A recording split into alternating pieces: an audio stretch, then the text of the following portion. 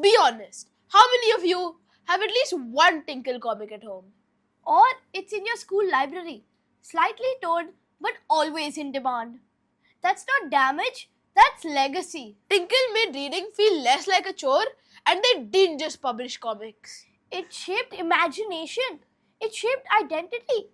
That's whole nation building in paperback form. Joining us today is an editor, a storyteller, and the woman who basically runs childhood imagination headquarters. Welcome Ms. Gayatri Chandrasekharan, the editor-in-chief of Tinkle. She's an author and an imagination engineer. Welcome Ms. Chandrasekharan. Thank you so much, Ishan and Yuvi. I'm so happy to be here, but please call me Gaia. And I really love the term that you have coined, imagination engineer. Sounds really cool. I think I'm going to put that on my business cards. Thank you. Textbooks teach facts, comics build imagination. One fills memory, the other encourages thinking. Is this overstated? Not really. As a kid, I always loved reading my English and history textbooks first because they were full of stories, right? So I think stories encourage you to think and imagine a lot more than just dry facts do. So while comics might seem very simple, they also encourage you to think a lot because you've got to decode the panels and read between them, so to speak. So it's not an exaggeration to say that comics encourage thinking. So, comics are basically like a brain gym where the space between panels are room for your imagination and you can imagine things that aren't shown in the panels. Absolutely, Yuvi, you got it bang on. Comics are kind of an in between, say, prose and what you would see on screen. So, when you watch something on screen, everything is just given to you and you're passively consuming it. When you read something, you're imagining everything in your head.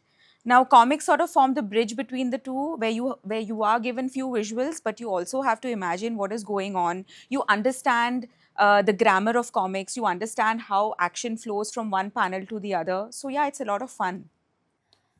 Parents, listen up. When we're staring silently at these comics, it's not just time pass.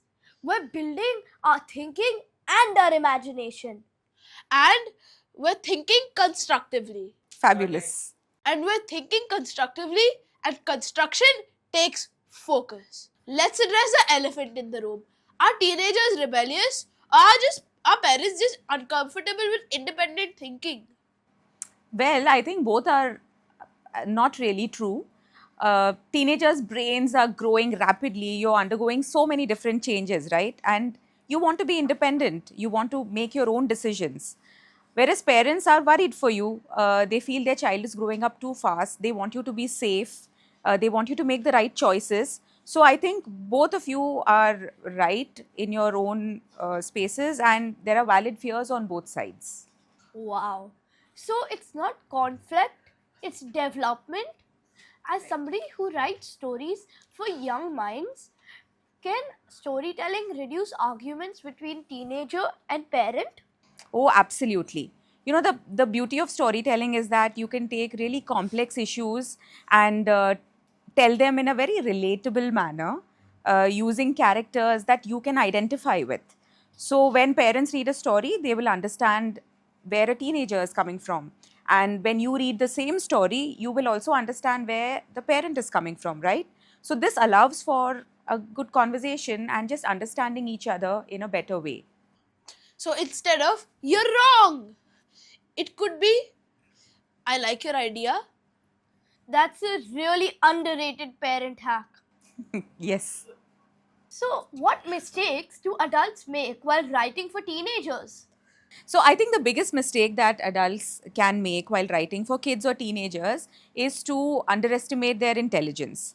So, whatever you write has to be relatable. So you need to figure out what your target audience is into, what is going to grab their attention, and what they're going to read and really enjoy, and they should be able to get something from it, right? So you have to make it relatable.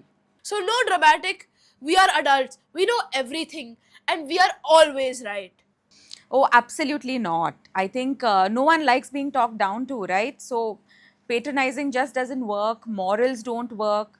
It has to be relatable, like what I said. So even if you want to say something or give a message, do it subtly. Then you will really reach your audience in a much better manner. You know, teen intelligence isn't under construction, it's just underappreciated. We just need better Wi Fi connection from you, parents. And parents, mutual respect is faster than lectures. Absolutely. Unpopular opinion, kindness isn't only shaped at home, it's shaped through stories. Okay, wait. Important question. Do comics help shape kindness? Absolutely. Stories build empathy because through a story, you are reading about various different points of view.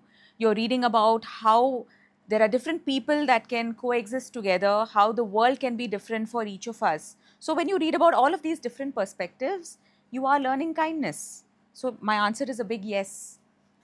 So, you're learning empathy without even realizing it? Absolutely. See, that's the beauty of it. It goes back to the previous point where we were talking about stories not being preachy or moralistic, because kindness or empathy is just woven into these stories together. It's just easy for a reader to be able to absorb them. Okay, so comics don't just shape creativity. They shape character. Absolutely. Serious question. How do you keep on writing new stories for the same characters? Yeah, like how many times can one hero keep on saving the day? Shambhu is still Shambhu and Supandi is still Supandi. You're absolutely right. The characters kind of are the same, but they keep changing. While the overall arc of a character is the same, there are different personality aspects that we like to explore, right? No character is just unidimensional. They have lots of different aspects to them, and that is what we like to focus on. Also, with every generation, the storytelling evolves and it changes depending on the needs of that generation. So that's how we, have different stories for the same character. So, same characters, new lens, and every generation keeps on writing the footnotes. Wow. Okay, rapid fire. Let's go. No explanation. Who is your favorite character of all time? Tantri, because I like writing the stories for Tantri. Okay, what's one thing that Supandi teaches us for the real world? Never give up. What about Tantri? Believe in yourself. Keep trying. Wingstar? How to be a hero. How to take responsibility for a larger cause. Courage. What about the super weirdos? Super weirdos, I think, is be true to yourself, embrace your quirks. And finally, Shambhu. Compassion for the planet, for all the animals. Wow. Someday, today's teenagers will become the stories somebody writes about. Hopefully with good reviews. And that is character development in real time. Relax. It's not a life crisis. It's just a software update. Gaia, you've written stories that have shaped generations. What responsibility comes with that? It is a big responsibility. We have to be very careful about what we put out there. We have to choose responsibly, the thoughts or the values or the ideas that you are seeding into young minds. So yes, it is a big responsibility. If you had to give one message to today's teenagers, maybe future heroes, what would that be? I think be fearless, be curious, ask a lot of questions, but also be kind. Be kind to yourselves. Even heroes need to take a break. So yeah. Maybe growing up isn't just about being the hero of your own story. It's about realizing that our parents have been fighting battles that we've never seen. Thank you, Gaia, for for coming coming on to the this show show. today. This was Comics, Curiosity and Growing Up on Unfiltered Talks with Ishan and Yuvraj. Stay curious, stay unfiltered, and see you next episode. Thank you for coming all the way on our show today. And for that, we have a gift for you. Your very own Unfiltered Talks coffee mug. Oh wow, that looks amazing. Thank you, Ishan and Yuvi, for having me. And thank you for this. I'm going to enjoy having my tea in this. I'm not a coffee drinker. Thank you.